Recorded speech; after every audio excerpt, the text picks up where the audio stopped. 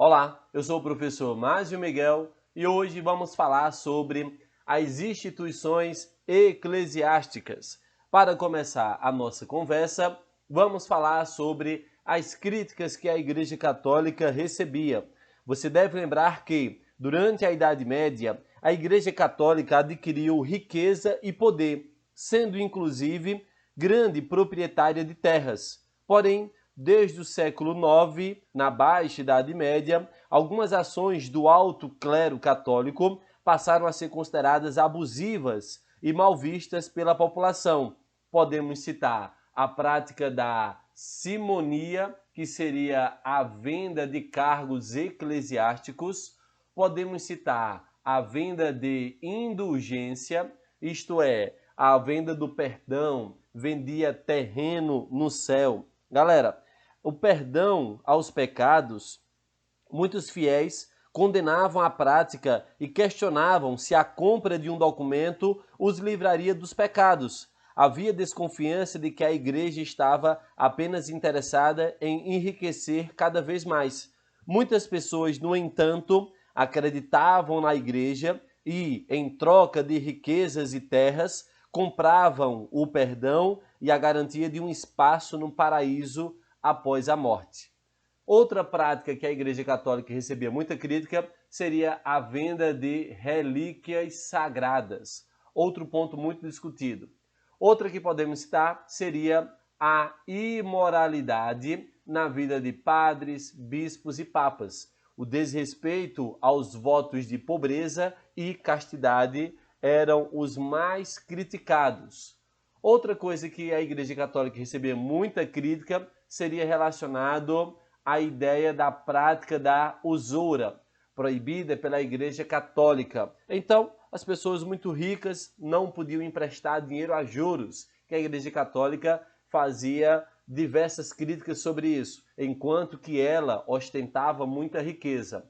E a adoração às imagens era outro tópico bastante criticado naquele período.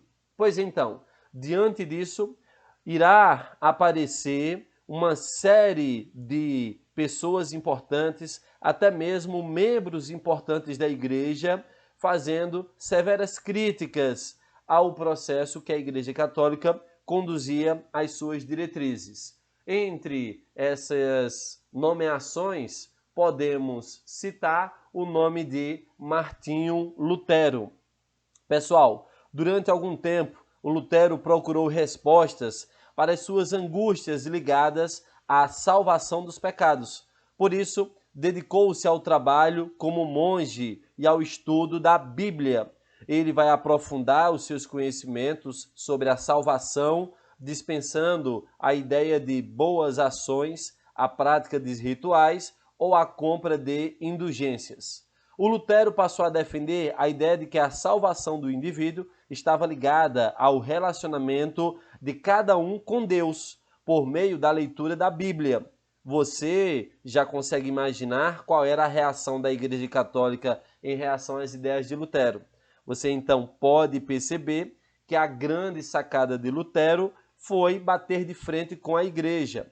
Para vocês terem uma ideia, em 1515, o Papa criou uma bula papal para vender indulgências, com a intenção de arrecadar dinheiro para a construção da igreja de São Pedro, em Roma.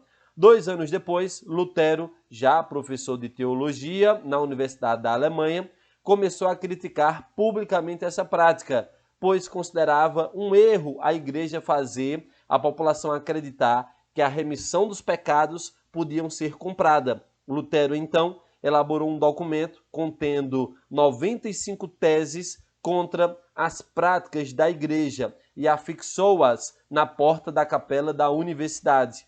A notícia sobre as teses de Lutero se espalhou rapidamente, provocando discussões religiosas, políticas e sociais por toda a Europa. Você pode perceber que o Lutero ele vai dizer que para você ser salvo é preciso a salvação pela fé, você tem a ideia de leitura da Bíblia e sermão e Eucaristia. Observe então que a gente pode pegar 3 pilares: justificação pela fé, A salvação de uma pessoa aconteceria por meio de sua fé e não pelas obras que ela realizou. O segundo seria que todas as pessoas poderiam ler e interpretar sozinhas os textos sagrados. E a terceira, de que a Bíblia, a não tradição ensinada pela igreja, deveria ser a única fonte da verdade, tá certo? Ora, isso vai causar um burburinho dentro da Europa e outros nomes importantes irão aparecer. Podemos citar o nome de João Calvino. Esse cara, ele vai ter uma linha de pensamento ou doutrina muito próxima de Lutero, e ele vai trazer alguns pontos importantes, feito salvação pela fé, e vai adicionar uma ideia, né? A de predestinação. Ele acreditava que na aceitação da vontade de Deus, já que ele dizia que as pessoas tinham seu destino traçado por Deus desde o nascimento. Agora, como saber o que estava reservado para cada um? De acordo com essa teoria, seria salvo aqueles que seriam abençoados por Deus. E as pessoas interpretaram que bênção seria enriquecer por meio do trabalho, era um bom sinal de que você seria escolhido por Deus para ser salvo. Então ele vai trazer essa prática muito importante. Outra figura muito importante nesse período será a atuação da Inglaterra com o nascimento do anglicanismo. Ora, na Inglaterra, você deve perceber que as brigas políticas e econômicas, ela vai refletir diretamente com a igreja, já que nós teremos uma situação inusitada. O Henrique VIII solicitou ao Papa que anulasse seu casamento com Catarina de Aragão, sob a alegação de que ela não lhe daria um filho, o qual seria o herdeiro do trono inglês. Desse modo, o monarca poderia casar-se novamente e alcançar o seu objetivo. O Papa, porém, não atendeu o pedido. Diante disso, o Henrique VIII reuniu o parlamento da Inglaterra para romper relações com a Igreja Católica, e dessa maneira foi aprovado o ato de supremacia, criando a Igreja Anglicana. E observe que é muito semelhante ao que Lutero e Calvino propõem. Seria, sobretudo, a salvação pela fé.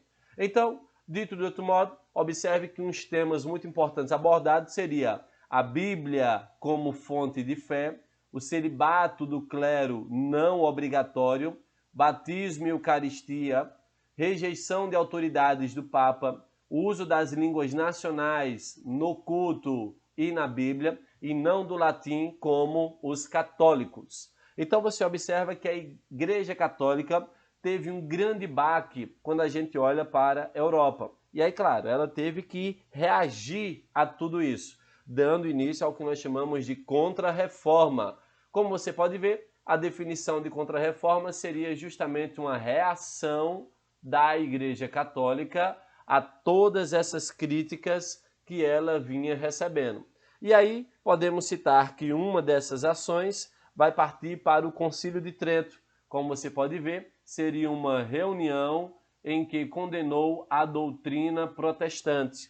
E para poder reagir energicamente a tudo isso, foi criado o Tribunal do Santo Ofício. Observe que esse tribunal ele foi resgatado pela Igreja Católica do período medieval e ela tinha o controle sobre os cristãos. Então aqui coloquei instrumento de terror, as práticas envolviam interrogatórios, tortura e morte. E outro ponto muito importante relacionado a essa contra-reforma seria o nascimento da Companhia de Jesus. Ora, dedicavam-se à conversão de diferentes povos ao cristianismo.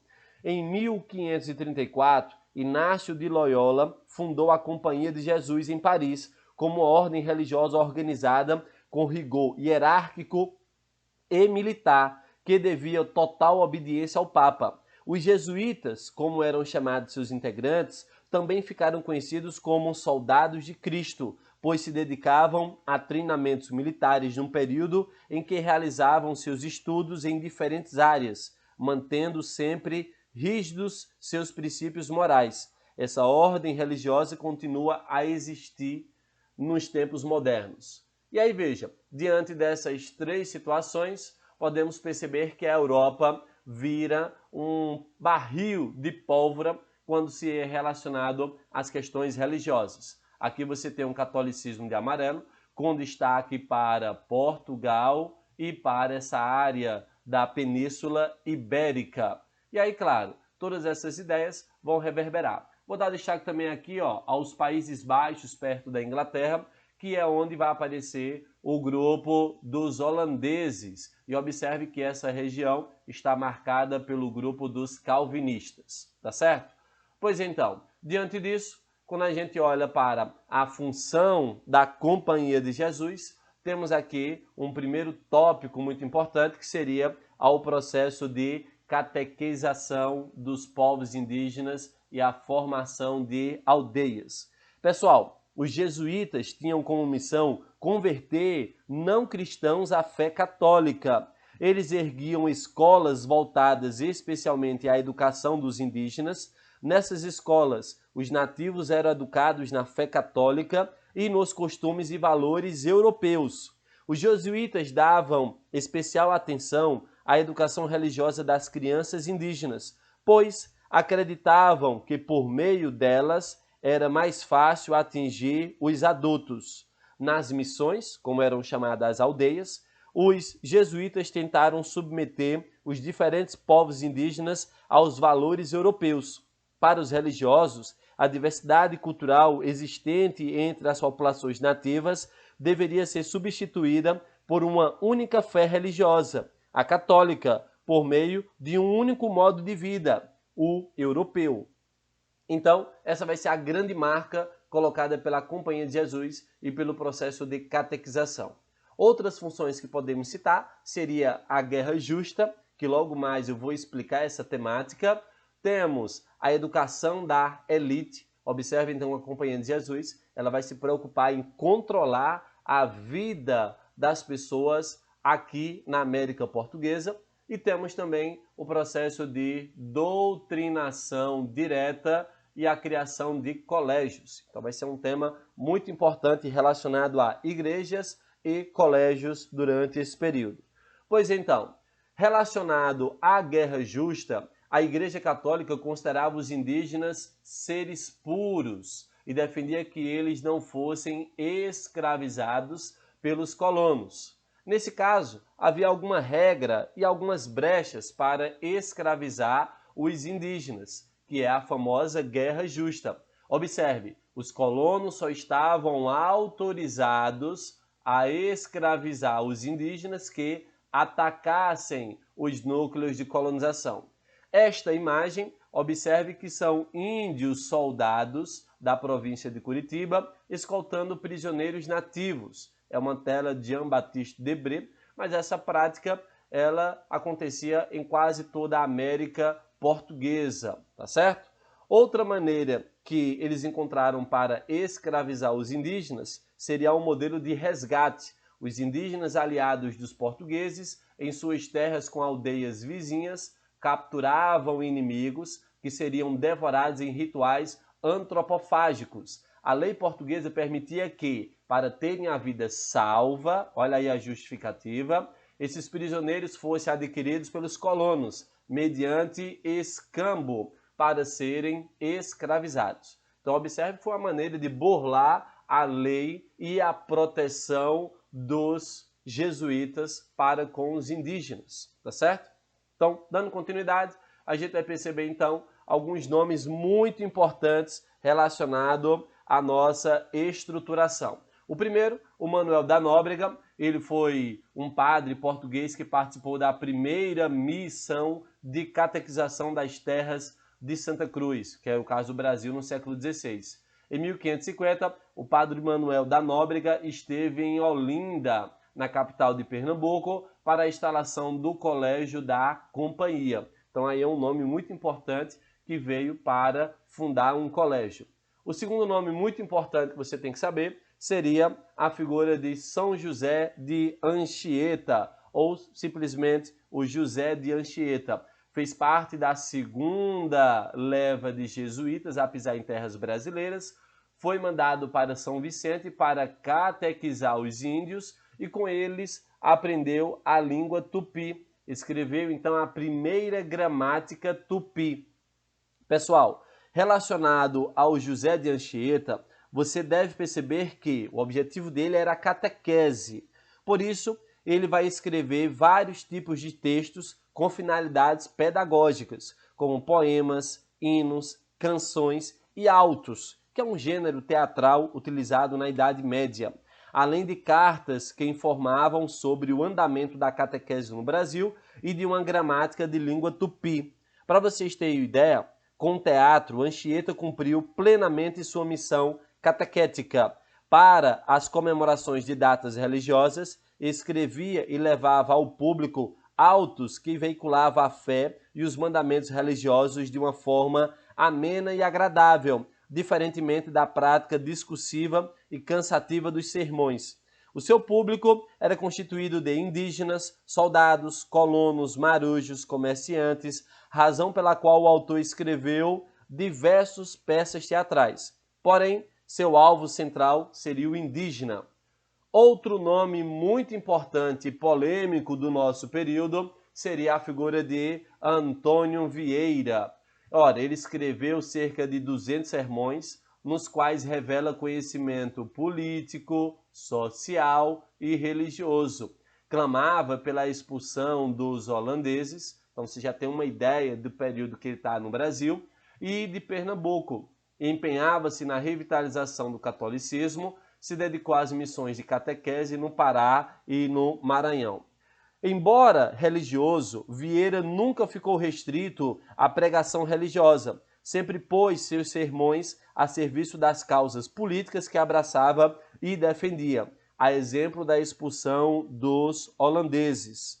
Esse cara, valendo-se de seu púlpito, único meio de propagação de ideias de massa no Nordeste, Vieira pregou a índios, brancos e negros, os chamados brasileiros, tendo também ele tentado na prática de catequese dos africanos e portugueses.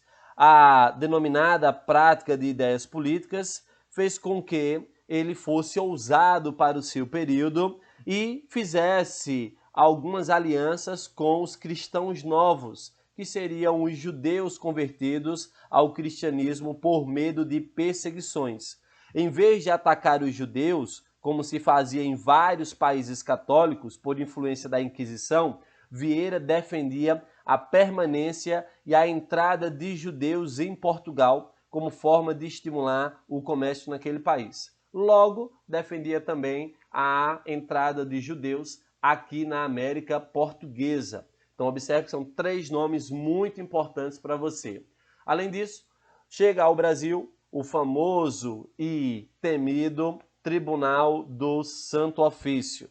Pessoal, o Tribunal do Santo Ofício, como você pode ver, ele tinha a ideia de, quando ele chegasse, estabelecer a famosa período da graça e, uma vez nesse período, observe que seria 30 dias nos quais as pessoas deveriam confessar os seus desvios e denunciar os hereges sofrendo penas leves. E aí, claro, diante disso, nós teremos as seguintes práticas colocadas por isso. Ora, a inspeção acerca da conduta dos fiéis partiam sobre crimes contra a fé relacionado ao sincretismo. Galera, sincretismo significa mistura de religiões. E a outra crítica bastante colocada do período seria relacionada a práticas judaizantes. Aqui, então, em Pernambuco, surgem alguns nomes de mulheres. Veja esse caso, um caso feminino relatado na primeira visitação que diz respeito a Ana Rodrigues, que está na Bahia, e a Branca Dias, em Pernambuco. Elas foram acusadas de espalhar o processo judaico aqui na colônia e a Inquisição ela vai perseguir a família dessas pessoas, já que no período em que a Inquisição chega ao Brasil, a Branca Dias já tinha falecido. Outro tópico importante seria crimes contra a moral. Então perceba que a vida cotidiana e relacionado à sexualidade era algo que era muito combatido nesse período. Quer dizer que homens e mulheres com comportamento sexual diferente do que era aceito pela Igreja Católica era constantemente perseguido. Outra prática seria a prevenção das heresias. Pessoal, a palavra heresia, podemos dizer que seriam aqueles cristãos que não seguiam as regras e os dogmas estabelecidos pela Igreja, desrespeitando as verdadeiras professadas pelo catolicismo. Então, perceba que qualquer desvio de conduta no cotidiano era espalhado e criticado. Os cardeais inquisitores recebiam denúncias da existência de diversas práticas hereges, que podiam ser protestantes, judeus, mouros, mulheres acusadas de bruxaria, pessoas recém-convertidas ao catolicismo para fugir de perseguições, indivíduos contrários à forma de organização do rei ou da igreja, tá certo? E aí, claro, vai surgir diversos manuais de orientação de como as pessoas deveriam portar-se. E aí podemos falar também das penas, autos de fé, degredo, humilhação e pagamento de multa seriam as práticas mais pontuadas para combater e controlar a vida das pessoas aqui. Ora, a Igreja Católica ela vai trazer em 1614 a Prelazia de Pernambuco, e ela vai ser o nome que vai ser dado a uma estrutura institucional da Igreja Católica Romana, que compreende um prelado, clérigo e leigos que se dedicam às atividades pastorais específicas da Igreja Católica. Perceba então que a Igreja vai montar toda uma estrutura para poder ter o controle religioso e cotidiano dessas pessoas. Por isso, que diversas ordens religiosas irão vir para a colônia. Aqui você tem um símbolo de algumas dessas ordens religiosas. Temos o símbolo dos franciscanos, símbolos dos carmelitas, beneditinos e dos jesuítas. Vamos conhecer um pouco de cada um deles.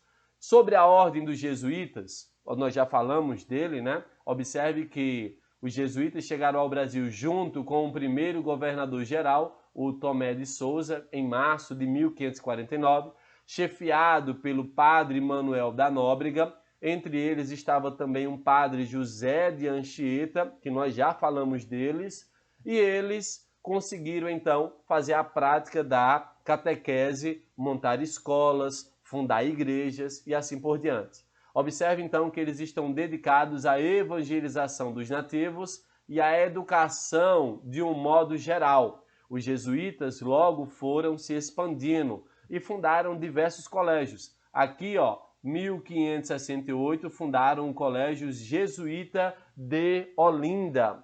Podemos citar também outros nomes importantes. O Colégio dos Jesuítas em Olinda foi iniciado pelos padres João de Melo e Antônio de Sá. Eles vieram para Pernambuco em 1562. Assim que chegaram, deram início ao ensino da religião cristã aos índios. É o que nós chamamos de catequese. Logo abaixo, você tem aí uma série de escolas fundadas pelos jesuítas. O Paulo de Paratininga, Escola da Bahia, Escola Jesuíta Todos os Santos, Escola Jesuíta do Rio de Janeiro e a Escola Jesuíta de Olinda. Então observe que essa ordem rapidamente se espalhou pelo Brasil. Outra ordem importante seria a dos franciscanos, presentes na história religiosa do Brasil desde a primeira viagem de Pedro Álvares Cabral, onde a primeira missa celebrada no território brasileiro foi pelo frade franciscano Frei Henrique de Coimbra, em 26 de abril de 1500, no Ilhéu de Coroa Vermelha. Os primeiros franciscanos chegaram a Olinda em 1585. Aqui você tem um convento dos franciscanos, como na imagem, tá? E podemos também citar a sua presença nesse intervalo, nesses locais.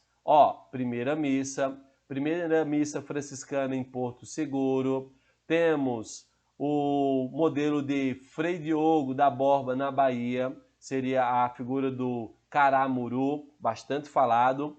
Temos ainda franciscanos espanhóis em missão em Santa Catarina, Frei Pedro Palácios em Espírito Santo. Então observe que essa ordem ela também se espalhou por todo o Brasil.